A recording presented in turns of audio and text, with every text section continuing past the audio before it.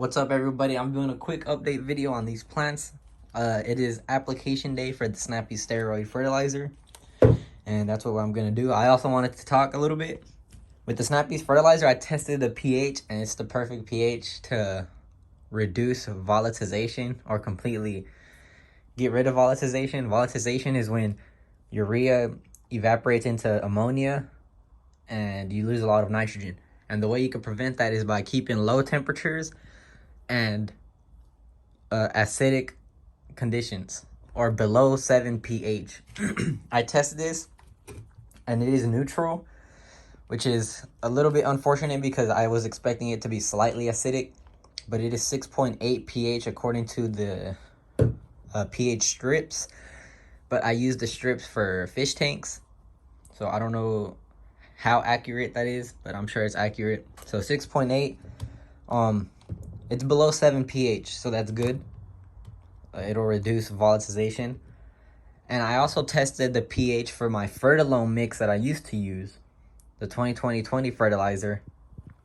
And the pH was like the max pH that the strip could even read. So it was way too alkaline, which made a ton of sense because it smelled so much of ammonia. So even though I liked using Fertilome, it was bad because it was too much of a high pH. Also, apparently these things, they don't like when their water is 6.5 pH or higher. Diona, at least, Venus flytraps, they don't like when the water is 6.5 pH or higher. They like it acidic. In their natural environment, I think it's like 3 to 5 pH. But for a foliar spray, it'll be fine because it's not like I'm watering into the roots. It's just getting their leaves. So yeah, let's start spraying. I also wanted to mention, if you have big plants and want to minimize, I guess, the fertilizer going into the soil, you want to spray where the stomata density is the highest. And for carnivorous plants, it's a little bit complicated because I'm not sure how well the traps actually absorb nutrients. Obviously, they absorb nutrients from prey, but I'm pretty sure it has to be triggered by something. So like actively digesting, like these fly traps over here, for example, they actively have an insect inside their traps, which then triggers digestion, and then maybe that also triggers nutrient uptake through the trap. But stomata density in traps in all carnivorous plants except cephalotes are very low. So when you're spraying fertilizers on these things, you want to get the leaves, not the traps. Even though the traps are also leaves, the stomata density on the traps are less dense than on the normal leaves. And stomata is like little pores inside the leaf that let the plant breathe and take in or release moisture. Basically like a sweat pores in humans. So yeah, stomata density is always highest on the non-carnivorous parts of carnivorous plants.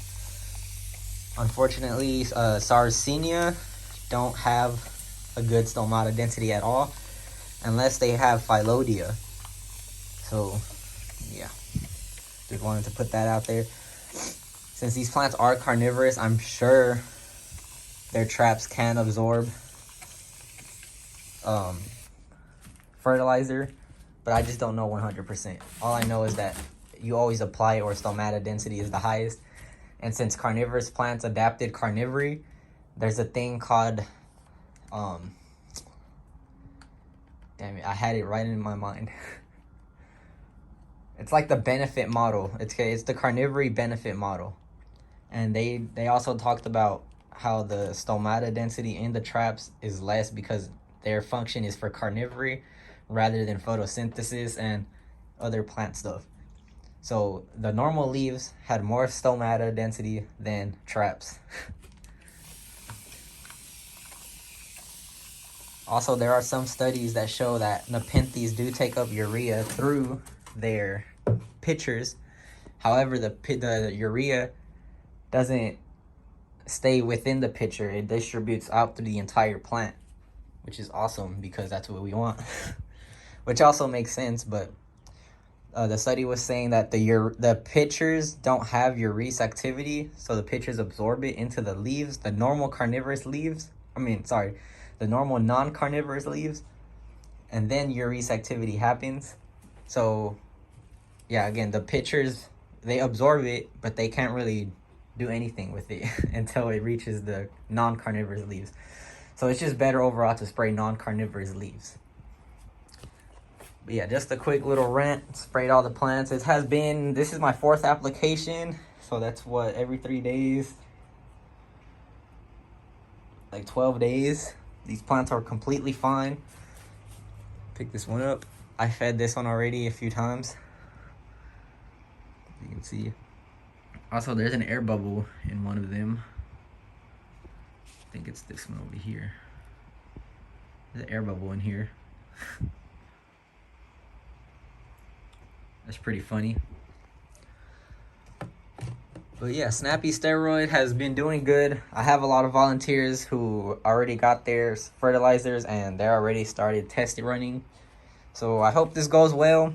I also need to figure out all the licensing and stuff to actually sell this product. But yeah, thank you guys for watching, and I'll catch you next time.